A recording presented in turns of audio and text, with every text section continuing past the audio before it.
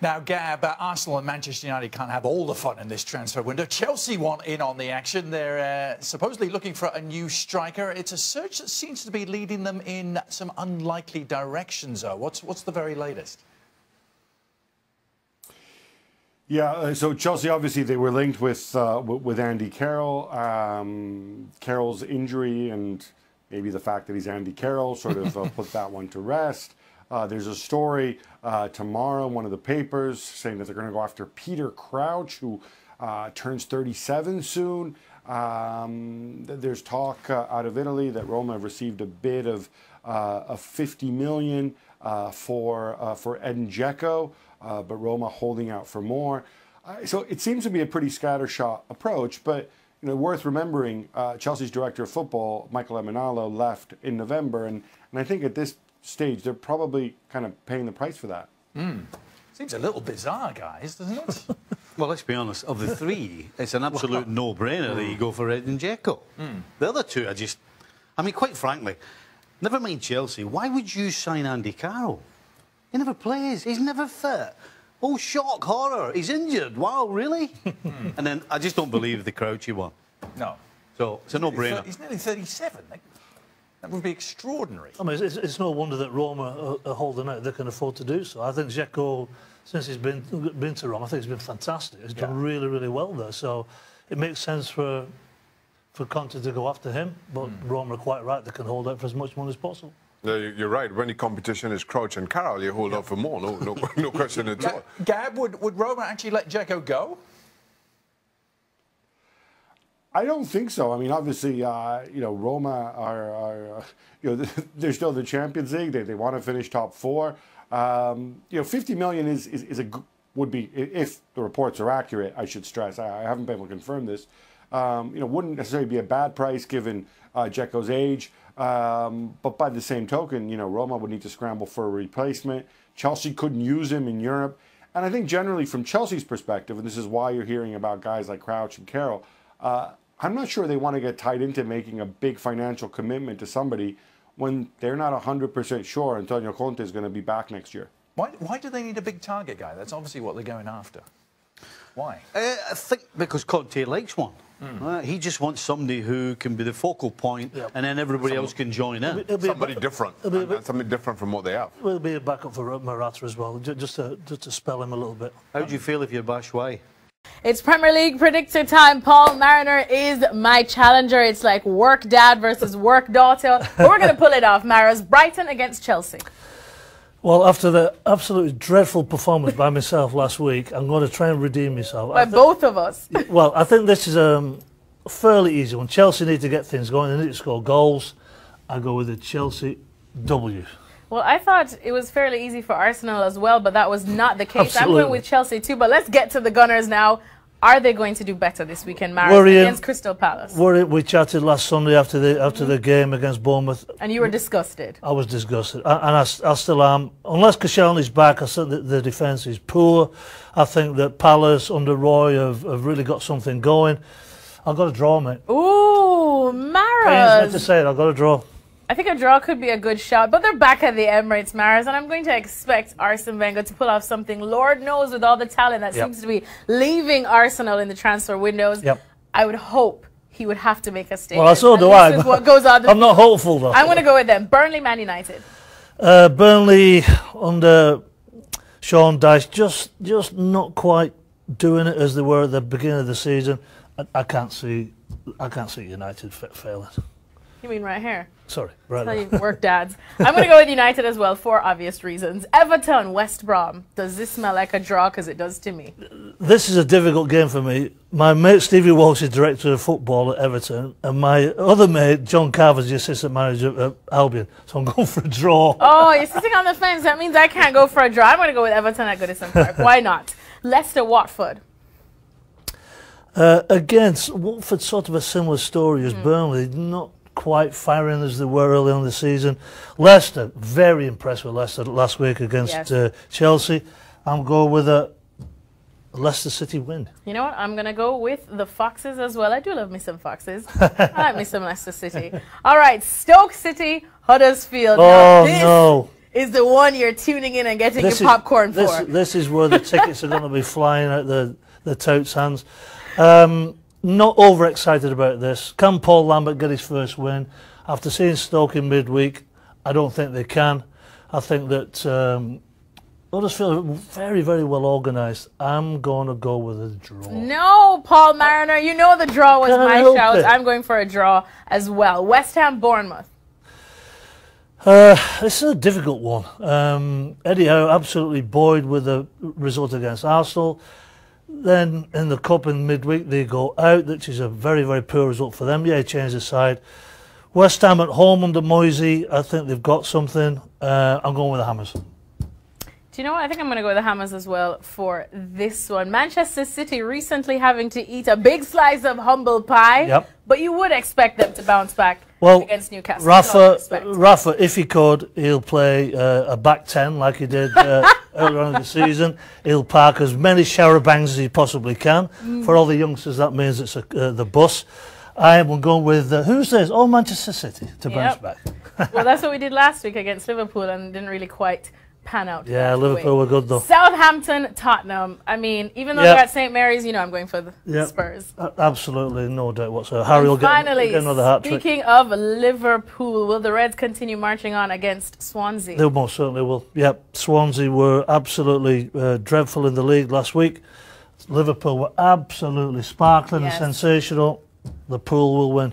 Gonna go with the Reds as well. So not that much separating us, Maras, like father, like daughter. I suppose you could say that. Well, we'll see exactly who comes out on top after this weekend in the Premier League here at ESPNFC.com.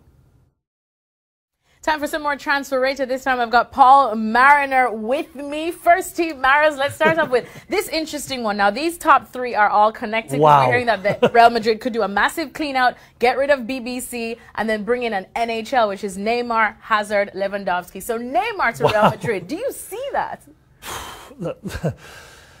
This season, I just don't see it this season at all. I mean, for him to go from Barca to PSG to Real Madrid, he's gonna have to be a very brave boy to take that on. I'm gonna say a miss. This is a miss on this one. All right. Well, these two, Bale and Benzema. Benzema seems to have become public enemy #1 at Real Madrid. We've seen how the crowd has turned on him. So, would it be a hit or a miss for him to leave? Well, look, I've always been a defender of Benzema because I think he helped the team with being that focal point. I'm going to say this is a hit for him, and I think maybe Real Madrid do need to change the deck a bit. What about Gareth Bale? Look, I think Gareth Bale, if Gareth can stay fit, I think he's a difference maker in any football team. I think there's teams all over Europe will take him absolutely hands down. Can Real Madrid keep him and build around him? Possible, but again, it depends upon the player. If the player is unhappy, it seems as though he's not. It seems as though he really likes Madrid. I'm going to say this is a miss. Bellerin, someone that's hitting close to home for you, Maras, at Arsenal. I know you have mixed feelings about him. To Juventus, though, would that be a hit or miss for all parties? To be honest, it makes sense for Juventus. Lichtsteiner, 34, coming towards the end of his career, even though he's got incredible fitness powers. Dani Alves already gone to PSG, so they do need somebody in that spot. He can fill that role. He's got a great engine, gets up and down for fun. Can Arsenal afford to sell or let another top player go? I don't think they can. It'll be sad to me if he goes. Again, for his career, it'll be great, but I'm going to say a miss. Daniel Sturridge, there's been a lot of talk about him lately for loan deals, whether to Sevilla, but he's also been linked with Inter Milan in the Serie A. How would you think that move would suit him? Daniel, get a change, get yourself fit, go and play some football, score goals, get yourself in the World Cup squad with England. Bye-bye. Hits. We do need to see him play some more football, of course, because I know you're a massive fan. Thanks so much to Paul Mariner. Continue tracking all of these rumors right here at ESPNFC.com. Paul Mariner and I have been doing our reading on ESPNFC.com, and Maris, you would have seen the article that says Jose Mourinho's success or failure as a manager depends on what's going on with him at Manchester United. Now, if we have a look at all of the stuff Jose Mourinho has won, I mean, he's won 24 major trophies as a manager, from Portugal to England to Italy to Spain, Maris. So do you think people will just forget about all of this. No. If he doesn't raise Man United back to the glory days. Look, he's had some massive jobs in world football, Real Madrid and Manchester United. As far as the English press and to a certain degree the world press, as far as the Manchester United's appeal, it is global. There's no two ways about it. And every single thing that he does, every decision that he makes, you know, whatever it is in training or on game day, he's under the microscope. You know, you can talk about the type of football that he plays. At Inter, he was sort of parking the bus. He's done that now and again when United have played certain games. But he gets results, and that's what fans want. That's what board of directors and chairman they want. Now then, he will be judged on what he does in England. I mean, it's just a fact. I mean, when you're the gaffer... But judged a bit more harshly, I feel, at Man United. What is it about Man United that everyone seems to be judging him so much? Because of the global appeal. Manchester United, he's followed a couple of managers. Well, you had Sir Alex Ferguson. Sir Alex Ferguson had the best teams, hands down. Yeah. The type of football that they played.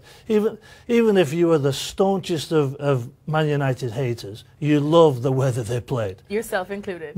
Absolutely, myself included, because he put great teams together and played fantastic football. Now, fans would like to see that week in, week out, but we know that as teams evolve and progress, you know, you've not quite got that type of play, so you've got to play... Is this the biggest club you think he's managed? Well, in terms of the appeal around the world?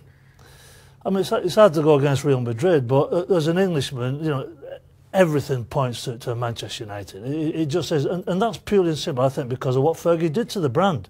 I mean, they became a global brand when Sky took over, and Fergie turned them into this mega football club, you know, with Beckham, with Ronaldo, with these fantastic names of world football, Eric Cantona, you know, rejigging the team. There is a lot for him to live up to. And I think at the moment, he is in a bit of a transition. You can see he's dipping his toe in the transfer market in January, so he's not particularly happy with the squad. So yes, he's going to get judged. And because of this global appeal of Manchester United, he's had a fantastic career as a manager. But whether this is going to be the defining moment of Jose Mourinho's career, I don't think so. But it just comes with the territory. All right, thanks so much to Paul Mariner then. So Jose Mourinho, I don't think we'll forget his legacy and what he's done if he fails at Man United, but it will be quite the badge of honor to have on his resume if he does bring them back to the top. Paul Mariner is joining me as we continue to try and crack the curious case of Daniel Sturridge. Maras, now it seems that he's nearing an exit from Liverpool, or at least on loan, we're seeing. But if we have a look at his last couple of seasons, or his last 5 seasons at Liverpool, you'll see he started with such a bang in 2013, 2014. 24 goals that season. Then he only reached into double figures in terms of goals again in 2015, 2016. Now we know that these are not the best reflection of him as a footballer, because he has been hampered by some serious injuries. But what left does he have in the tank? Well, only the physios and himself knows, because I think it's between his ears. I mean, there are some games that he's pulled out of that are eyebrow raisers, to be perfectly honest. Yeah. I mean, when you look at the 13-14 season with Suarez, you thought, I mean, incredible football, incredible goals. The partnership was just superb. Now, unfortunately for him, he was... Liverpool must have thought that he was the guy that was going to fill that massive void when Suarez went. It wasn't the case. Now, whether it's too much for him mentally and physically, only he knows. And like I say, only the physios know. But look at this record. It's not very good. I mean, he doesn't... What does he play? 50% of the games, maybe less. His goal scoring is down. Does he have the ability? Of course he does. He's got incredible ability. But when you're playing in such circumstances, playing for England or Liverpool or these high-profile football teams, you've got to have the full package. You've got to have the mental strength. You've got to have the physical strength. And it seems as though there's something lacking with Daniel. And it's sad, because as an Englishman, I thought, you know, Harry Kane's our lead guy at 9, but it would be great if Sturridge was firing all cylinders. But that doesn't look as though it's going to happen. It's most certainly at Liverpool. Well, you mentioned England. Of course, we are in a World Cup here, so we have to touch on that. We know he's going to want to get a lot of club football in as we near Russia 20. He has to. So a lot of teams seem to be willing to take that gamble besides his injuries. Right. We're hearing Inter Milan could take him on loan, but we're also hearing Sevilla has made an inquiry, not an official offer yet. So where would he be better suited? I know you already think he'd be better leaving England for a bit, different change of scenery. So Serie A or La Liga? Well, the damning stat there is that Klopp doesn't fancy him at all. I mean, he's miles away from this Liverpool team. That's damning. If I'm Daniel Sturridge and I believe in my own ability, I go to anywhere that I want to go because I've got to prove myself. I've got to prove myself to myself. I've got to prove myself to all the fans. And if I go to Inter or Seville, that's what I've got to do. Now, whether he's got the capability, I don't know. But I firmly believe he's got to get out of England. He's got to get out of his comfort zone. All right, thanks so much to Paul Mariner. So Serie A or La Liga, the choice is up to Daniel Sturridge. We'll see which one he does choose if indeed they make the offers. Well, it's a post-Real Madrid Copa del Rey edition of ESPN Extra Time after they demolished magnificent performance. Leganes, by the way, who were known as Los Pepineros, the cucumber growers. Lots. I tell you what, they've lost a few and all. There's your research, I always wanted to know what cucumber growers was in Spanish. It says right here. I've been trying to see that forever. They're absolutely thrilled with that. Cucumber grower. Now what's that planting someone a goal then? It brings us very nicely to the first question. Do Real Madrid need to splash money in the summer transfer window, like some people are suggesting? Eden Hazard, Robert Lewandowski says TMS as potential targets. Do they need to? Yeah! Yeah, why not? Why not? What, 19 points behind Barcelona? How far are they behind Barcelona? Things are not quite going. Yeah. How about the January transfer window? Well, initially, I thought that was the question, whether it's January or not. But he says the summer one. It's pretty simple, TMS. Summer, absolutely. Might they have some Cristiano Ronaldo tinged cash to splash in the summer? I'm sure. I'm sure they would love it. But no, listen, if he performs, particularly in La Liga, the way he has been all season, nobody's going to want a guy who's not scoring goals and taking the chances that he's had. People are queuing up. People are queuing up for Ronaldo. What, mental money a week? Who? Well, maybe not. Well, if it's people will ask. He might want to go there. Okay. He might want to go. I'm just saying. People will be queuing up. Queuing up. So they will. Queuing up. By the way, I'm only wanting $1 million a week. Tax free. Yeah, they'll be queuing up all right. Taking a drop. Yeah. Gab Marcotti is with us. Gab, you sense a busy summer for the Merengues? I think a lot's going to depend on what happens in the Champions League. Obviously, if they win the Champions League, then things are going to be viewed differently. But I think there's no question that this squad needs to be retooled. I think they need to do it in such a way where a guy like Marco Asensio can be a full-time starter. I think they'll definitely try to shift either Bale or Cristiano Ronaldo. I think they're going to look to get a centre forward in, because with Benzema, it's not just the fact that half the people don't seem to like him and he doesn't score much. It's also the fact that he gets hurt a lot and misses games. In midfield, also, I think that they might even be ready to make a painful decision on Modric. The goalkeeper is a situation too. But it's a lot easier to go and clean house like that when you're coming off a failure. It'll be interesting to see if they do finish strong. And they got a tough draw in the Champions League, but not an impossible one. And you wouldn't necessarily bet against them. If that happens, it'll be interesting to see whether they'll just keep the gang together once more for old time's sake. One more go around. Talking of our approach. Talking of titles and potential for winning titles, Jazib, you'll like this question, Steve. Are Liverpool showing signs of being title contenders next season? Oh, perhaps. We're already looking ahead to 18-19. Yeah, I don't think that's beyond the realms of possibility. What would need to happen? Well, it's we heard that, Gab. Somebody needs to dig a big hole in Manchester for starters.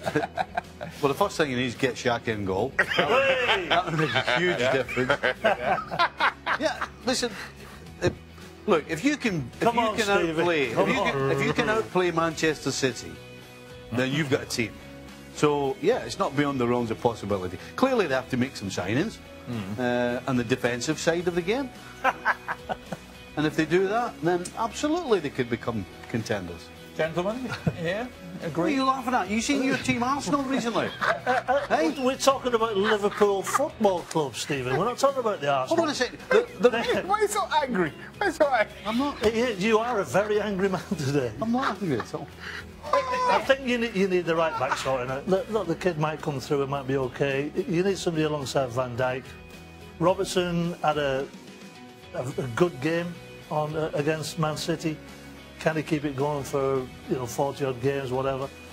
I'm not too sure. And as you said, Xhaka needs to get his gloves back on. So you agree with me then? If they sort all that stuff out the back, aye, absolutely. There you go.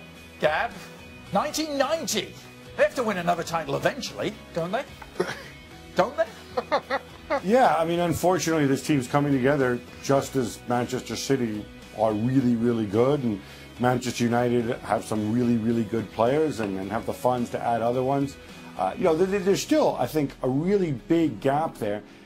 And, we just heard from Mares there, right? You'd expect an upgrade at goalkeeper. You'd expect probably another central defender, probably another midfielder if Emre Can goes. There's still a lot of work to do.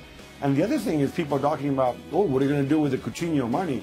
Well, they've already spent 75 of it on Van Dijk and another 60 odd on Naby Keita. So it's not like they've got hundreds and hundreds to spend in the summer, and they have several positions to strengthen. I love what they're doing, but other teams are just so well resourced right now. I think it's going to be really, really tough. The most important question we say for last, Gab, how's your knee?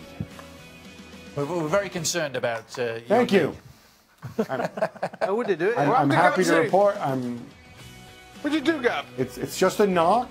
Oh, a knock. So you'll be back in 2 to 4 weeks? 2 to 4 weeks, yes. Unfortunately, So you're saying it's a knock? I How slept did you get on it? What did you do? What did you do? Yeah. Tell us. I was chasing a child around the kitchen. That's how I got it. And I slipped on an unmoored piece of carpeting, and I slid across the door. I banged my knee. I ended up banging against a dishwasher as well. Wolf. It was Dishwasher? It was painful, but You need a better story. I'll tell you what. You need a better story. Tell me you've got it on tape. No, please, tell me you haven't. Please, you've got it on tape. Tell me you haven't. Work on your story, Gab. A lion was chasing sadly you. no. A lion was chasing you. Something. Tell me something better. I slipped on some carpet. I smashed into the dishwasher. Not any carpet, unmoored. Unmoored. Well, that'll teach you. Unmoored. You need to moor your carpets, Gabriele. In Scotland, that means No, look, we have hardwood floors. Shaka, you know what I'm talking about. You can stick those little bits underneath which stop your carpet from sliding around. Is it a sit-on moor? That have not been done. I missed carpet class. Gab, is it one of those sit-on When I was in moors? school, I skipped carpet class. You stick a beer on it as well, and then you go across the carpet, and then you have a swig of beer while you're mowing the carpet. Yeah, I would have told a totally What are you different on story. Way too elaborate for me, That's Stephen. been my entire day. What are you talking about?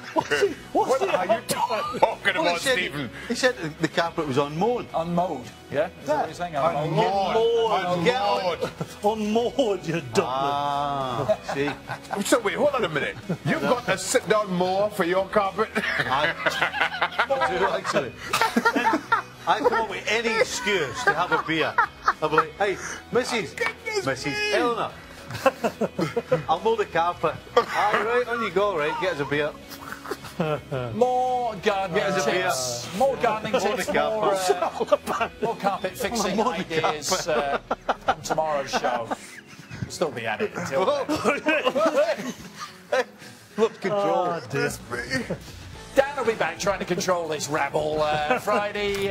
Craig will be back too, 6 o'clock. I'm away. Big preview. Shaka will not be back of the weekend action. Catch it on ESPN News. Big news, though, in Madrid surrounds Cristiano Ronaldo. Of course, he wasn't in action. None of the BBC were.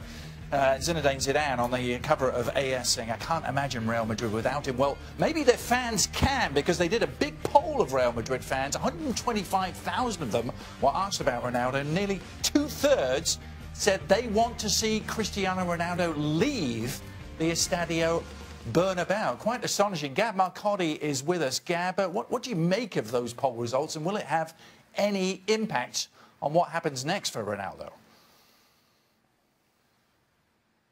I mean, look, these aren't scientific polls and whatnot, but I still think that, they have some value. I think it shows that the opinion has shifted, the mood has shifted a little bit. The last time around there was talk of Cristiano leaving. We know how it ended. It ended with a new contract. I think this time around it's a little bit different. Real Madrid are legitimately hamstrung. There's only so much that they can do, not because they lack money, but because they have a manager who believes in playing as veterans. They don't have that many alternatives off the bench, and these guys are locked into big contracts. And I think the thinking is, let's dangle this a little bit. I don't think Cristiano Ronaldo's averse to being dangled either, incidentally, and let's see what happens.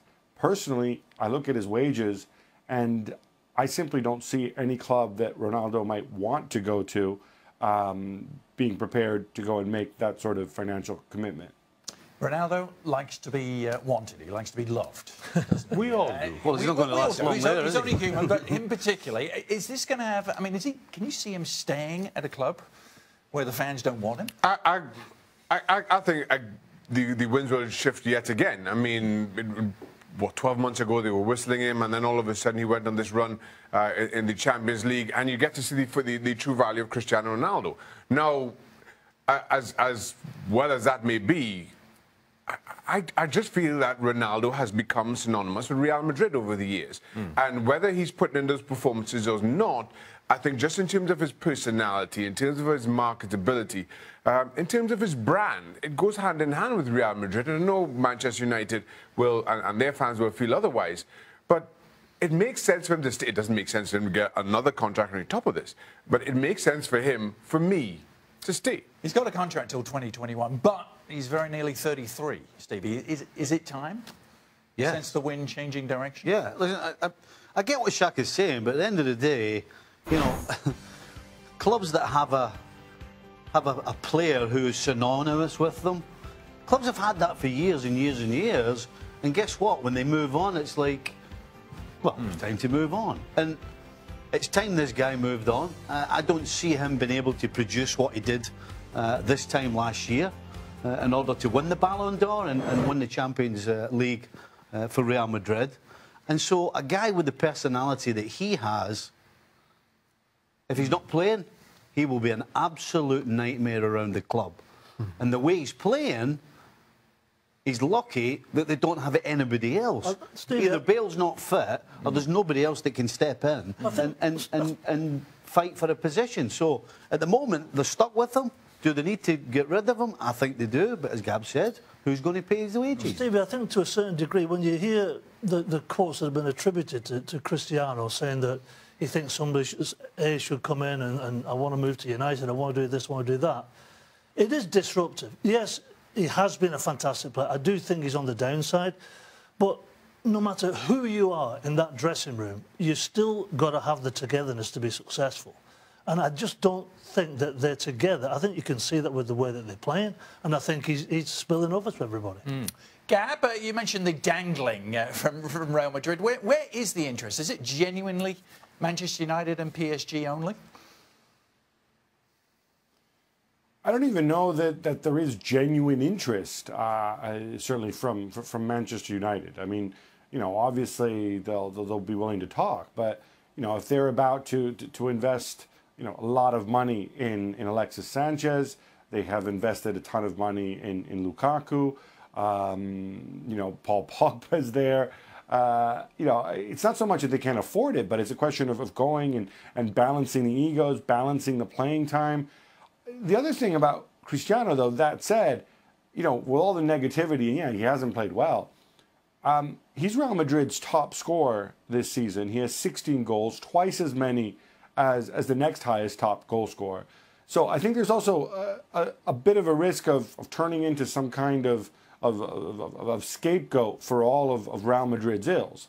You know, it's not a bad return at this stage of the season, and I think there's also a school of thought that says if Cristiano can readjust to playing his game a little bit differently, maybe a little bit centrally, you know, the skills he has, he's big, he's strong, he's still a tremendous finisher, although he takes a lot of bad shots, and he's devastating in the air. You know, you can have yourself somebody that can probably extend his career, maybe not to 36 at this level, but probably not far off it. Neymar is no shortage of playing time or goals for Neymar, but this was him yesterday, and the reaction to the crowd taking this penalty.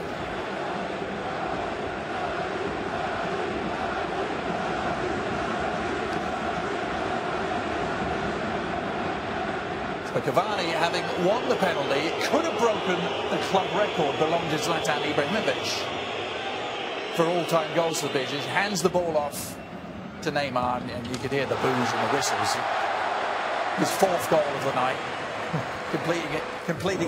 completing an 8-0 win. Stevie, what do you make of it? I think the crowd tells you exactly what they think and who should be on the spot kicks. I mean, at the very least, we can tell that Emery has sorted this out and Neymar's taking the penalties. Sure, yes.